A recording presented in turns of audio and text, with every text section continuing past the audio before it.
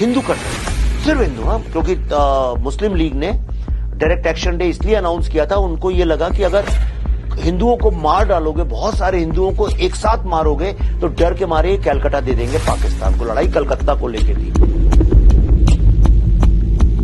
Direct action day is one of the world's biggest human tragedy. इतने कम time में इतने लोगों को काटा नहीं गया। एक ही कम्युनिटी के 40,000 लोग विद इन 2 नाइट्स। सिर्फ लाशें बिछी हुई हैं कलकत्ता में, ऊपर वल्चर्स बैठे हुए हैं।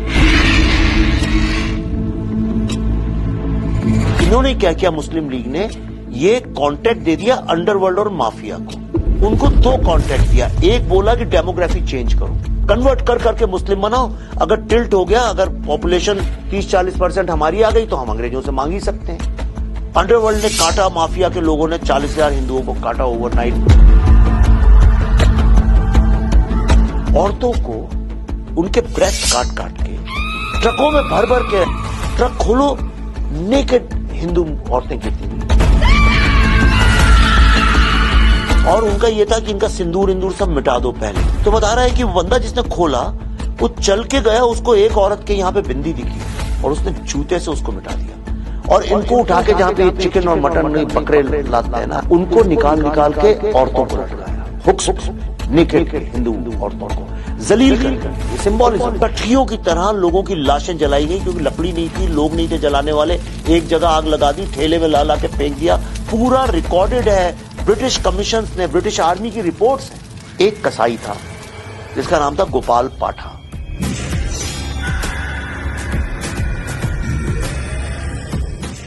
उसने सबको यूनाइट किया। उसने मारवाड़ियों से कहा तुम लोग पैसे दो, सिखों से कहा कि तुम लोगों को तलवारें चलानी आती हैं, तुम लोग तलवार और कृपाण चलाओ। बिहारियों से कहा तुम्हें लठ चलाना आता है, तुम लठ चलाओ।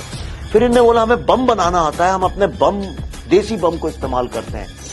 एंड दे फॉट बैक और Suhrawardy had to stop direct action day. उसने कहा कि इतना मुस्लिम कट जाएगा अगर गोपाल पाठा को नहीं रोका, कि पाकिस्तान बनाने का कोई मतलब भी नहीं रहेगा।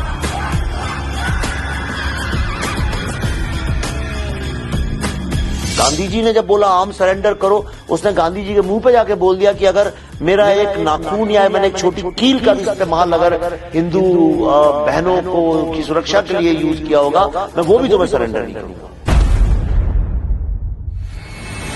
सवाल ये नहीं होता है कितने लोग मरे, सवाल ये होता है किस तरह से मरे।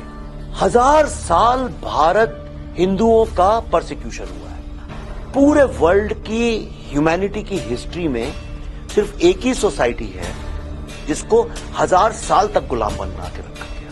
पहले 700-800 साल इस्लामिक लोगों ने, फिर करते करते 200 साल आपके यहां उन लोगों ने राज किया जो क्रिश्चियंस थे।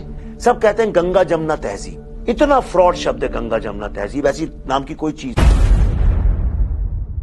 पूरे विश्व में एक ही एक धर्म बोलिए या बिलीफ सिस्टम बोलिए जो कहता है कि जानो, सीक, फाइंड योरसेल्फ, अपने इनर बीइंग को जानो।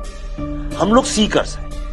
और बाकी जितने अब्राहमिक रिलीजन्स हैं वो कहते हैं मानो, क्योंकि हम कह रहे हैं ऐसा। ये बंगाल ममता बनर्जी का नहीं है, उनकी बापौती नहीं है, ममता बनर्जी की ठेकेदारी नहीं है बंगाल।